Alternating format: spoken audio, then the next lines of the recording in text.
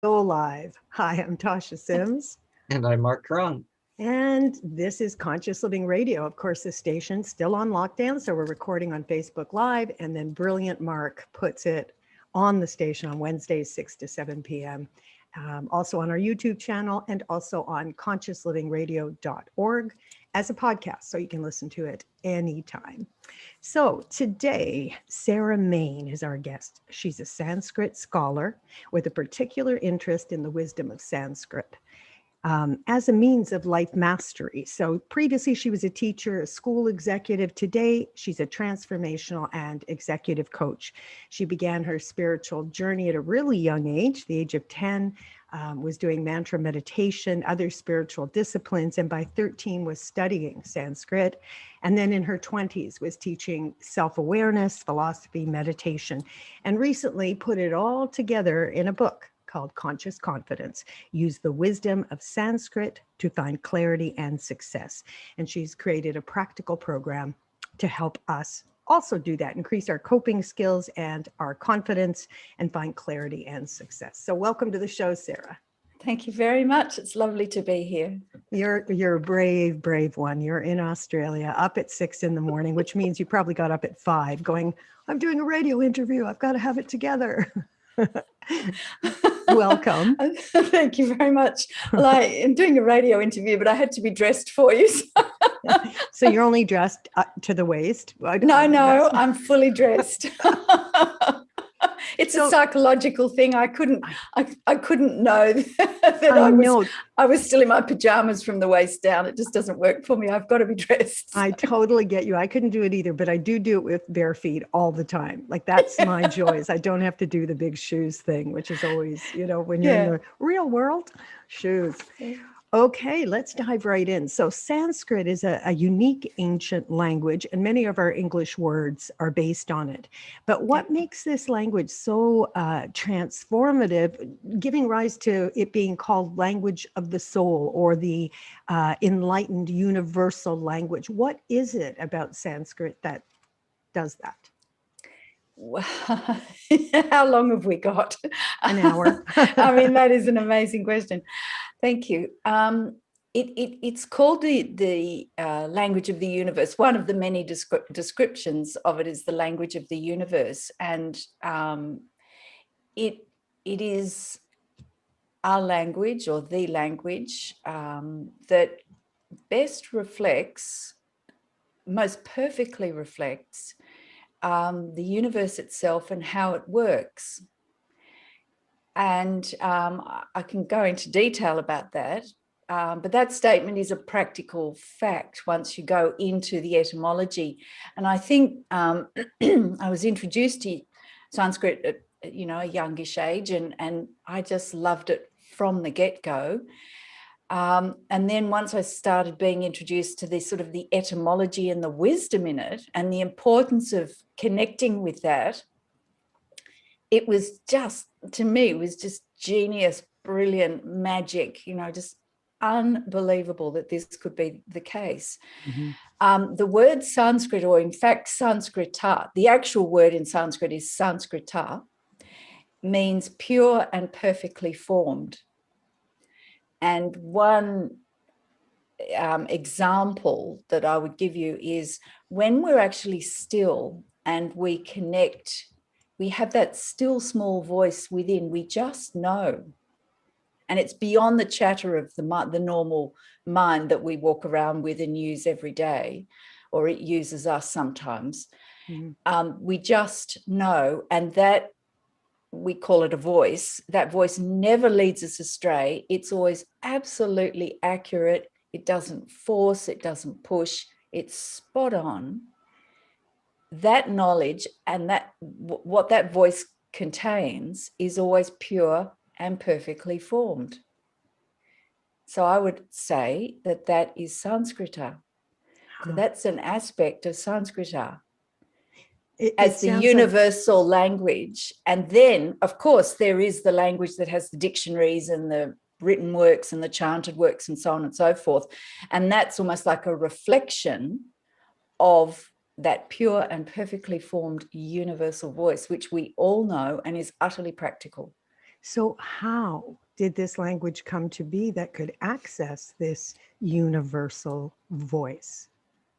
It Because it comes with sounds like the even my hand goes like that. It's as if you're talking about, here's the surface, and there's something about breathing into this language. It sounds like that takes you into a depth. Am I yeah, it's understanding you? completely different level of consciousness, and Mhm. that's not sort of out there and inaccessible. It's immediate, it's right here, but it just depends on the level of awareness or consciousness that you abide at, and or connect with it in any moment.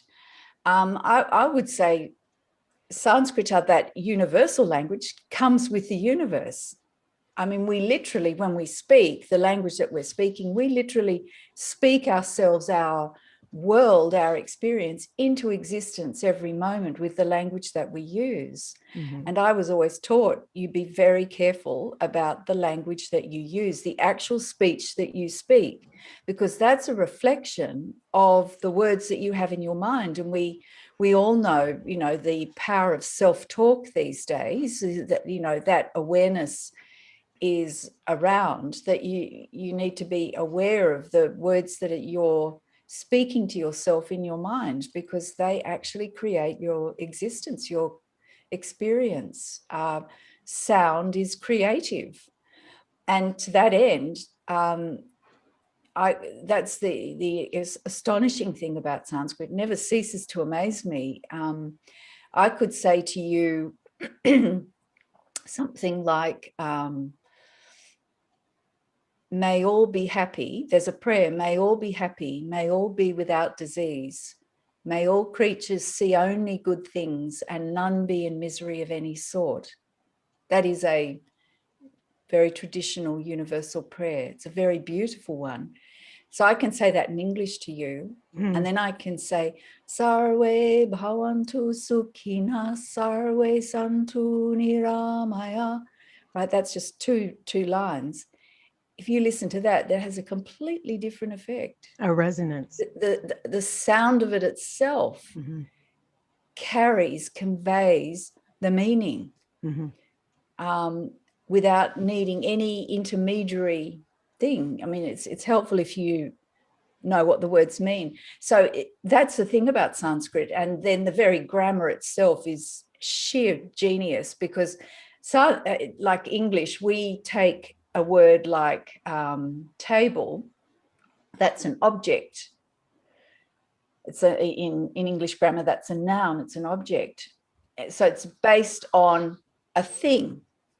Whereas in Sanskrit, the language itself is developed from verbal roots. So if you know your grammar, verbal roots are doing words, their actions, their activities. That means their energy. They're conveying energy. So at the heart of the vocabulary are these energy roots, if you like, verbal roots, and all the words are built from there, adding suffixes and beginnings and ends of words, endings and beginnings. You can build like building blocks, like Lego. But take the point that it's from this energy source. So this is important, because it goes to the very heart of what you're talking about. You're asking about the language. So if you take the word table in English, it's an object, whereas Sanskrit would say a table is, in a sense, a thing that's tabling. It's doing the act of tabling. That's what a table is. I'm just putting it into sort of English words and concepts. So a bird is not a thing. It's a manifestation of the very act of birding. Lovely. You see how that is like taking a sock and turned it the other way around. So I had a piece of silver given to me with Sanskrit on it, and it was sacred beauty. And I remember I was quite a bit younger, and I just remember being so affected. And there were actually 3 words, and the second one was truth. But those together for me, and adding the word sacred, took it completely out of the realm of beautiful. Like it had nothing to do with our concept of beautiful. I wonder, can you comment on that? Because it's so meaningful to me, those words. Well, it goes back to those layers of consciousness. You can appreciate beauty at, seeing as you've mentioned it, beauty at the level that we normally take it at. But then say you take three things that we would call beauty. It might be a beautiful memory, like the smile of a child, or a beautiful meal. We use the word beautiful there, beautiful meal, or the beauty of the sunrise, seeing as the sun's coming up here. But then go up a level, raise your consideration. What is it that those three things share? Because we connect in some way to some element of beauty, and those three things share a common thing that we call beauty. Consider beauty itself. And that is already taken it beyond the actual physical objects and the experiences. And is it personal? Like right now, as you were speaking, I answered the question for myself. What was the commonality? And for me, the word that came was opening. When something is beautiful to me, sacred beauty, I breathe deeper. My heart opens in awe almost. So it is like an action. It brings a breath, basically. Yes. Is it personal, though? Would it be different for Marc, let's say, listening to that? I would say, well, Marc could comment, but I would say the answer is yes.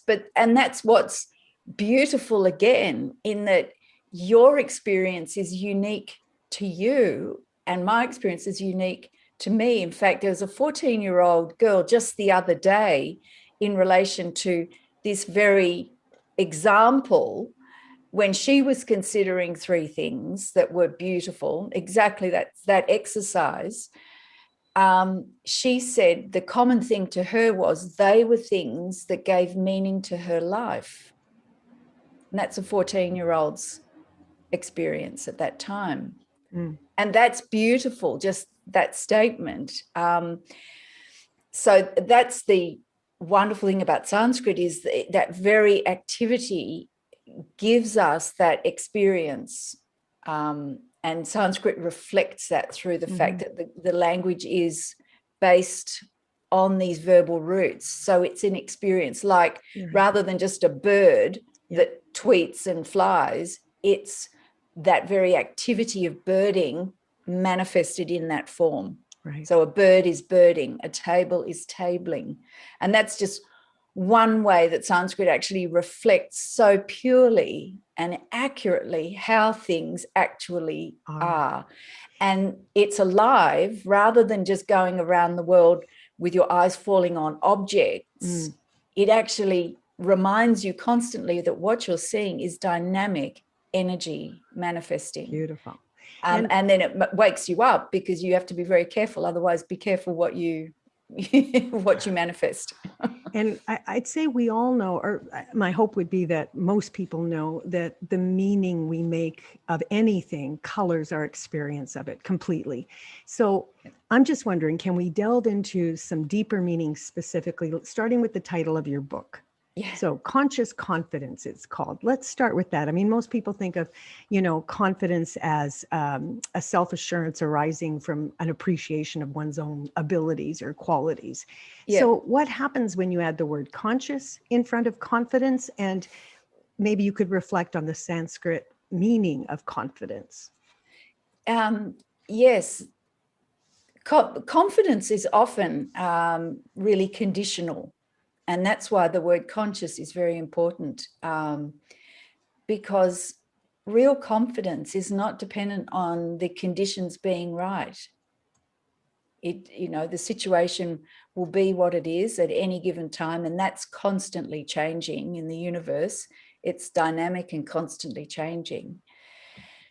But there's a confidence, there's an inner connection, and that's the conscious bit, that then allows us to flow naturally through the various changing situations in life. And so that's hence the importance of those two words together, which actually I'd been researching confidence in Sanskrit. And that came, there's a whole backstory as how I ended up looking at that, but it involved sitting in a workshop run by a psychologist talking about stage fright to a room full of professional harpists. Now, get your head around that. That is the genuine truth. I'm sitting in this workshop, And I suddenly, and he's discussing with these professionals, there's about 30 professional harpists. So, you know, actual harpists, because I was learning the harp. And like, I'm a beginner, they're professionals, and I'm listening to this psychologist talking about stage fright. And the common experience with these days with a lot of certainly orchestral musicians is the need to take beta blockers to overcome or get through performance because of the crippling effects of stage fright, right? And I'm thinking, this, take pills, can't, there's got to be a better way. Anyway, he was talking, then he later on got on talking about mindfulness. And I thought, this is my wheelhouse. This is where I can add value. And it got me thinking about confidence. You know, I read into it, and I looked into all sorts of things, and fight, flight, and the whole thing in greater detail than I already knew. And then I thought, it's about confidence. There's something about confidence. And that triggered the question in my mind. And this is really now references what we've just been talking about. What is happening within when we are confident? What is actually happening? What is that energy of confidence? And that, then I thought, I got to go back to the Sanskrit. And I hadn't thought to do that. So I went back to Sanskrit, and I found 12 words. And 10 of them I've used in the book. And I started looking them up, and I looked into 72 synonyms in English synonyms for confidence, 72 of them. Wow. Right. And I had all these words, and each one's got a different facet, you know. And I thought, okay, so I started grouping them, and they were 4 distinct kind of energies, characteristics in those English words. So I thought, that's interesting, but I knew the Sanskrit could take me further. So then I looked up the Sanskrit, and that was quite a few months of research into the etymology, which is what I'd been trained in. And then I thought, right, what have I got here? And I literally spread out all my notes on the dining room table and said to my husband, honey, what am I looking at? There's something here. And he said, start grouping them. And when I grouped them, lo and behold, they fell into 4 groups. And that's the origin of the Fuse program. Sorry, it must be early morning. My earbuds are falling out. And the energy was distinct in these 4 different areas, because think of the question, what is happening when we are confident? So what are they, the 4 areas? The 4, well, the thing is, I've labeled them, I've given them these terms. There was one that was very sort of focused. It had a firmness about it. And so in my Fuse program, FUSE, that's where the focusing is. Then there was one where the words were all talking about sort of bringing together, binding together, holding together. That's where we get the uniting. Then there was one that was sort of divesting, and not this, it's not like this. You'll know it because it's not like this. If you follow the drift, I could go into that. So there was a simplifying, a letting go of the unnecessary. And then the final one was very much an energizing, a dynamic action. And it was all to do with breathing and prana. So the 4 words, I thought, wow, oh my God, it seemed artificial to then relate these 4 characteristics in Sanskrit to the 4 characteristics in the English words, although they did match up. Sometimes there's just too much that you want to try and mesh together, and it ceases to be meaningful. So I just noted that there were 4 groups. And then I just pursued these 4 sort of characteristics and how this could practically reflect what's happening when we're confident. Because some people are more, obviously dynamic and confident, and I can take anything on. And other people are quiet. They're more introverted. They're almost what you would call shy. But don't confuse shyness with lack of confidence. So you're saying that when you feel confident, these words, these groupings that you've landed in, seem to be, you haven't found an example where they're not present. Is that right? Exactly. Mm-hmm. If you even a shy, quiet person, and that doesn't Mm-hmm. mean they're not confident, they're just shy and quiet, Mm-hmm. Mm-hmm. right? If you take their experience of something and you take the experience of someone who's a bit more extroverted and out there, and you boil that down, there will be elements of those four things, like a jewel with four different facets to it. Those energies are present in one form or another when we are confident. And Sanskrit perfectly described and reflected that. It was astonishing. And so then in your book, when people get your book, they will find these four groupings and can actually, there are practical exercises and stories to really get a depth and understanding on what focus, unifying, simplifying, and it sounded like action. Energizing. Yeah, taking action. Taking action. Yeah. And I love that. I love that there's that practical element. And I wonder, could we do this? Could we apply those to what's happening in today's world? Because first of all, our words are under great scrutiny right now. I don't ever remember a time when one had to be so awake to one's language. And there's a reason. I mean, the roots of so many English words having racial and abusive roots, like now master bedroom. I never would have thought, but people use it all the time. And now you can't. Crack the whip. So many expressions and, have roots in abuse.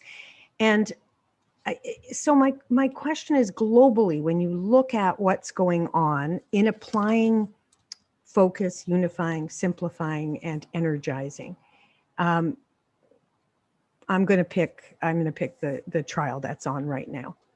Because it's still in this theme of needing to wake up. We need to wake up to something we've been asleep to, and it's a global issue, and it's been happening for a long, long time, systemic racism. And I think watching the trial, the Derek Chauvin trial, I know they're in closing arguments right now. I don't know if you guys are getting it live in Australia, but here it's on every day. It's very difficult to watch because you're seeing the footage repeatedly that is so gut-wrenching. And even since the trial started, 60 people have died from interaction with police, many of them under 30. Like, this is an ongoing, relevant issue that it's easy to go to sleep to, but we can't. We really, really can't. And I think language is a part of it. Words are a part of it. And I wonder if we can take your four steps, your four focus, unifying, simplifying, and action, and bring it to this very important topic. Can we do that? Yes, but part of the FUSE program, the focusing, uniting, simplifying, and energizing, the taking action, the two steps, the two stages, the two aspects prior to that, if we're looking at it in a linear way, is the foundations. The foundations of that is values, your core values, and your attitude, your positive attitude. And in my book, I've got those 6 elements. So it's the core values first, and we'll talk about that, and then the positive attitude, where your mind is at. And then you can take the focusing, uniting, simplifying, and energizing, because you need to actually get the foundations right. Mm-hmm. Mm-hmm. And that's crucial. And so it comes back, number one, to these values, and we talk about values, that it's a sort of a common thing these days to a degree, but we actually have to take that seriously, and we have to go back and explore and connect with the actual meaning of the things that are genuinely and seriously important in life, from the moment we open our eyes in the morning to when we go to bed at night. How we live each day, it is intimately practical, because it comes down to what we're actually doing every moment of the day, because every action we take is infused with what's important to us, whether we're conscious of it or not conscious of it. And my whole life has been, what I was taught from a young age, was to be conscious of what's going on. And number one, it's what's going on within ourselves. because that is then radiated and manifested out. There's no point in going out and trying to fix things externally until you've actually cleaned up your own house within, as it were. Mm-hmm. And that's where the conscious confidence comes in. It's this deep connection within yourself. The roots, how far are the roots within yourself going deeply? And the values are important, and they're different. What will be important to someone, they vary from person to person, and that's the beautiful variety that we have. And so when we talk about, for example, respect, what does that mean? Do we genuinely take that seriously when we're talking to the bus driver, when we're interacting with someone in a shop, when we're buying a bag of apples? We can live as consciously and universally at that point with that interaction if we actually understand that these great values are mighty universal energies. And the wisdom traditions know that. They're not just words, they're not just nice thoughts and great concepts. These are mighty in the Eastern wisdom traditions, but certainly the Greeks understood this as well. And the Romans, it's East and West. These are like mighty, divine, godly energies. And they can have a negative side, but let's just take them as mighty energies. And when we actually connecting with something like respect, we are connecting with that mighty universal energy. So these are powerhouses that are at the foundations of everything that we do in our life and who we are. And that's why they're actually so important. And that's why I put them in the book, because I could talk about focusing, uniting, simplifying, and energizing. But the next part of the story of how this all developed was I thought to myself, this is all based, what's it based on? And as soon as I asked myself that question, it was values and then your attitude. What is your mind filled with every moment of the day?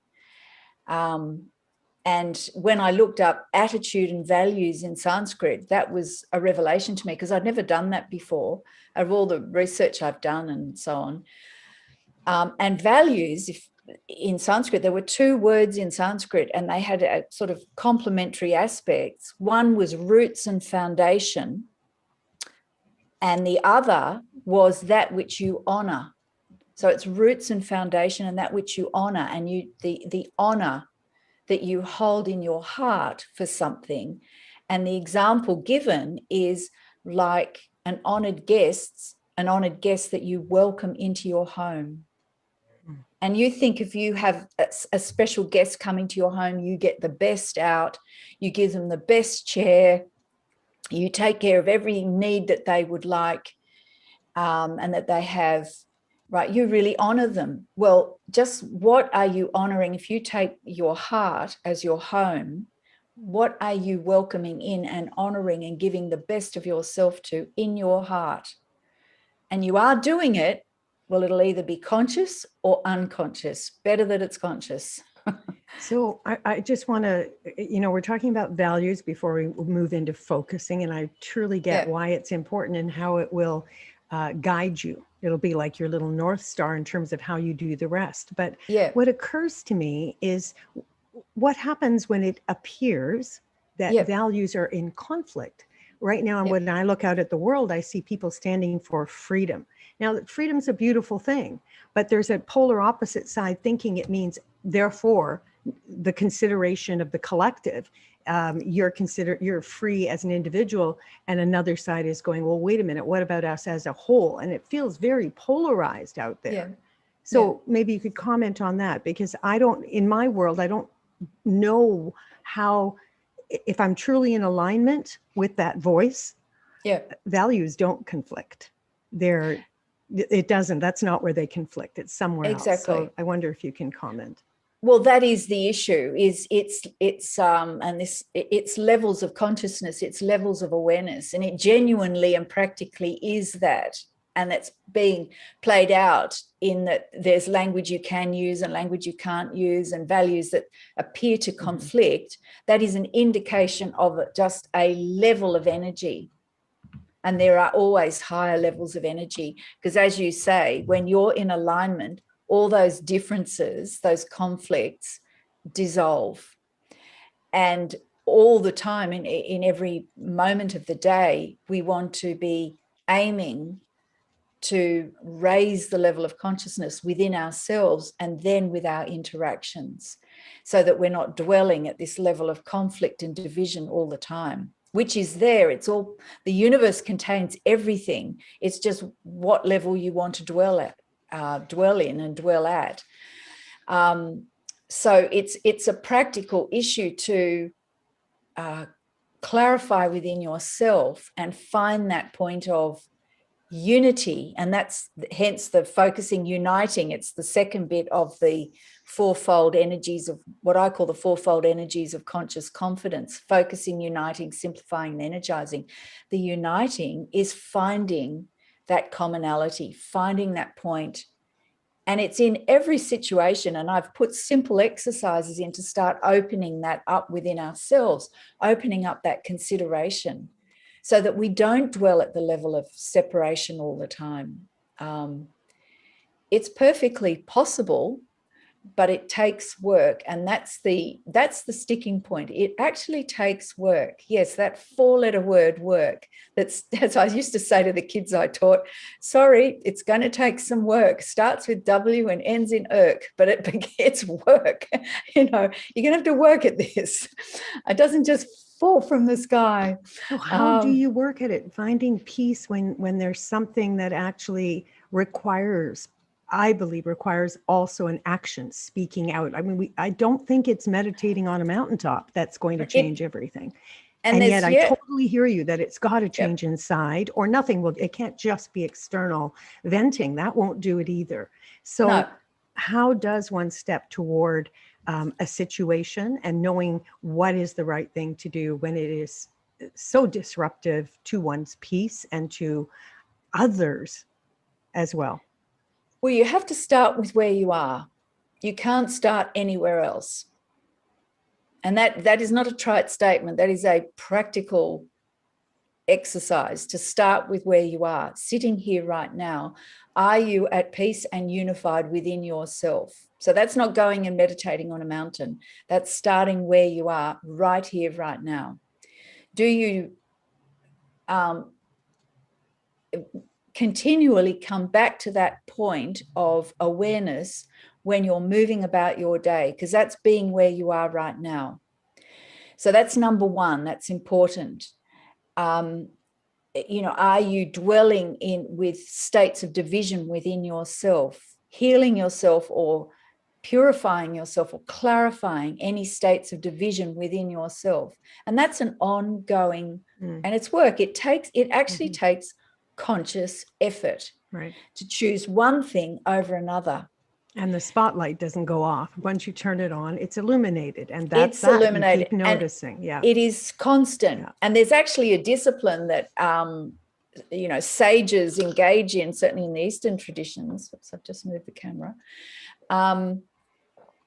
That when they're not required, this is certain sages, when they're not required to perform some action or speak or anything, they keep their mind occupied by sifting stones or a mixture of stones or beads or something. They'll sort them and sift them, and then they'll mix them together again and then sort them and sift them.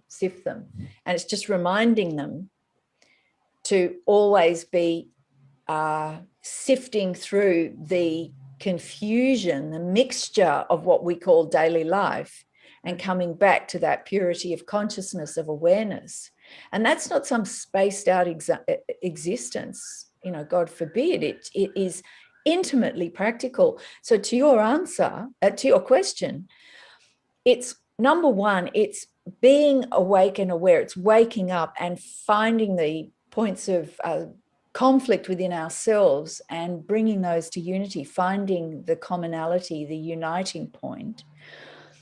And then it is how we actually live every moment of our day. So if you are frustrated waiting in line for a bus, what is that frustration about? Why are you experiencing that?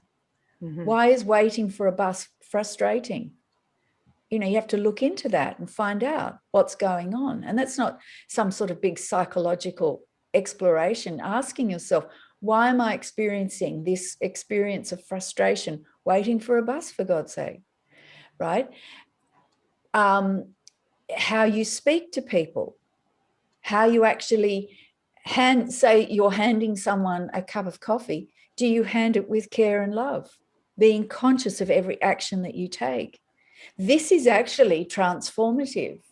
And so to your question about you see all these very, very difficult things that are writ large through the media, and that to a degree is helpful because we find out about things, but it's unhelpful in that it magnifies things. You need to get your attention back with how you're living in every moment, because I can guarantee you, if you take conscious responsibility of how you're living every moment of your day, of where you are, that is like a ripple effect. If you put a stone in water, the ripples going out, that raises the level of consciousness for everyone who's in your orbit. And for them, they take that into their orbit. And that is actually how things are transformed. It doesn't just sort of happen. It happens at that level. Let's say a person's aware of what you've just said and is committed. And sometimes you have a good day and sometimes maybe not so good. But it's the word consciousness that really becomes the cradle for everything we're talking about. So let's bring it to activism, because that's where I keep trying to get to, where I truly don't believe that that's what I meant by mountaintop, that removing oneself and creating peace internally is the end of the answer. We're a part of a collective, and I think we're being called to do and take action. So what could conscious action look like in this realm that I've brought to the table with everything that's going on? Well, number one, if there's speech, if you're in a situation where you feel moved to speak about this in whatever field, you know, you could be writing to some person in authority that may have some influence in the situation, and you want to write to your politicians or your public figures or whatever. If you know, what is the speech that you're going to actually communicate? What is the level of your speech? Where is that coming from within yourself? What is the vibration of the actual words that come out of your mouth? Is it full of anger and defensiveness? Whatever. It comes back to the level of consciousness at that time. You know, depending on the level of consciousness of your speech and your level of awareness within yourself, you can diffuse a whole situation just by your presence. I mean, I know that from when I was teaching. I could walk into a situation of great conflict, and it didn't mean I just stood there and did nothing. I had to investigate and find out what was going on and so on, and resolutions had to be sought and consequences for actions and all sorts of things. But it was all from a point of awareness and calmness, but forceful. I tell you, there was focused action there. It was focusing, uniting, simplifying, and energizing. But it was in a particular context that at the time was quite charged, you know, and there were many options. In 30 years of teaching, I can tell you, you do meet all sorts of situations that are, and a number of them are not all peace and love, they're conflict. And you're bringing the elements together, and that does require you sorting out what's gone wrong and how can we fix this. But your very presence is what allows all sorts of opportunities and alternatives and options to be made available. Because if you just go in from a reactive point of view, and that's the thing, you've either got action, reaction, or you've got conscious action.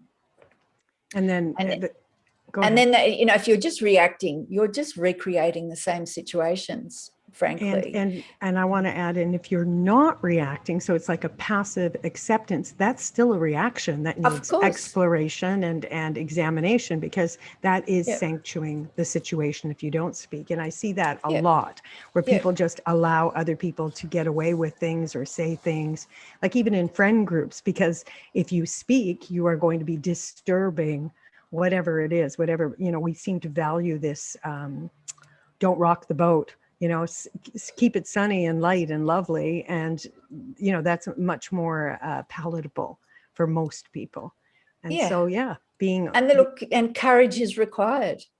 You may have to say it, well, you don't have to say, but if you choose to say something in a situation, to present another point of view, and there's a sort of every possibility that this would be an unpopular thing, well, that's a choice you make, because we all have a desire to be approved of. It comes from a desire for love ultimately, and we have this desire for approval, this need or want of approval.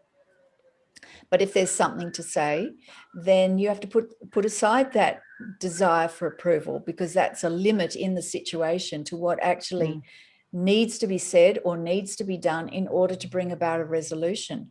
But your actions or the speech that you take is all from the point of view of bringing about a unity and a resolution. It's not creating further conflict or further division.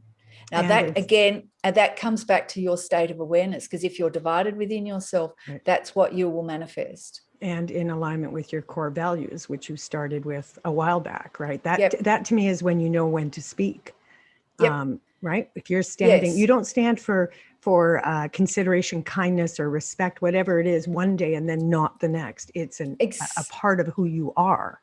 Yes. Right? And one thing I was taught, and this is a very, very powerful discipline, and takes some work, I have to say, is not to speak the first thing that rises in your mind. If the speech is rising with a force, it has a punch behind it or a charge behind it, to let that speech fall back, not suppress not suppress it, but let it fall back like an energy, let it go. And then there's a space created and wait. And then in that space, let what is to rise behind that rise, and then speak that. I love that comes from that language comes from a completely different place. It has a completely different quality. It's often much simpler, more essential, rather than a whole lot of words, more essential. It's coming, and it doesn't have that force and that charge and that divisiveness around it. But that is a higher discipline, because you often have to wait, and it seems like you're not saying anything. And then you do speak, and it's calmer and quieter, but it has much more potency to it. And that is transformative speech in a good way. And that really is the answer to your question. And, if you're writing a letter or an email to someone, or you're speaking to someone, you want to be speaking that speech, not the other one where you're out there, in the boxing ring, basically, having this verbal boxing match. Nothing will change. I can tell you, nothing will change. And action comes from that as well. You'll know from that sort of speech where you let that initial speech fall back, and in that space, then speak the speech that rises next. And sometimes nothing will rise. There'll be this, and then if you let that fall back into the sort of universal consciousness and wait, sometimes just something very simple will rise, or there'll just be a waiting, and you'll get this very clear knowledge to just wait and listen and stay present. And then you'll know exactly what to say at the time. And suddenly someone will go, oh, yeah, you're right. And then you've actually got a meeting point where you're not actually arguing. It's genuinely transformative, because you're actually then meeting and talking rather than just boom, boom, boom. There's room for two realities, is what I've always said with couples counseling. Like, you have a perception, I have a perception, and unless there's a container that includes us both, it's not fair. It's not harmonious. Exactly. Marc, what were you going to say? I saw you wanted to get in there. Well, Sarah, I really appreciate what you're saying there about, the delivery and that thinking, because as you were talking, one of my questions was, words and our choice is one thing, but I always think of how the yogis and the gurus and the sages, they always speak very soft and slow and gentle. And I think you might have started getting into, the answer to my question based on what you're saying, that's slowing down the thought after the first reaction to speak. Yeah. Is that kind of what's going on there? Because they're always so Yes. peaceful and mellow and, like you watch Sad Guru and all these guys are just so, but they Yeah. never speak fast. But they're very precise, and they seem to use less words and say a whole lot more. Exactly. There's the potency in the language, and that's available to everyone, but it takes discipline and practice, because with that charge of energy, it gives us, or it basically gives us a rush of adrenaline, frankly, in the body. And we can think we're alive and awake saying it, but we're actually not. With that, if we go with that first push, we're actually asleep. Our awareness is lower. It's if you stay awake and aware, you'll let that drop back. And then, as you described with the sages and the teachers and the gurus, then they're awake, and each word that rises has a potency.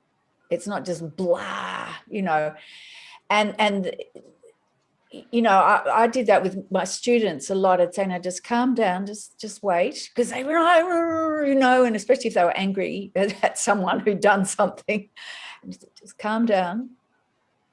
Now, what do you want to say? And once they were calm, you're giving them the choice to speak. I'm not shutting them up. Let's just speak from a different place. Let's just calm down, take a breath, feel your feet on the ground, become aware.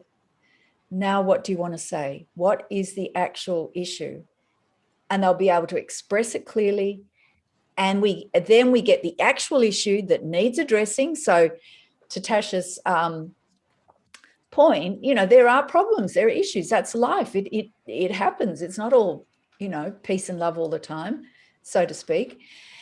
Certainly in human interaction. And so then we actually have the issue on the table, and we can address it and find a resolution. And that's a creative problem solving, hence the energizing, the taking dynamic action.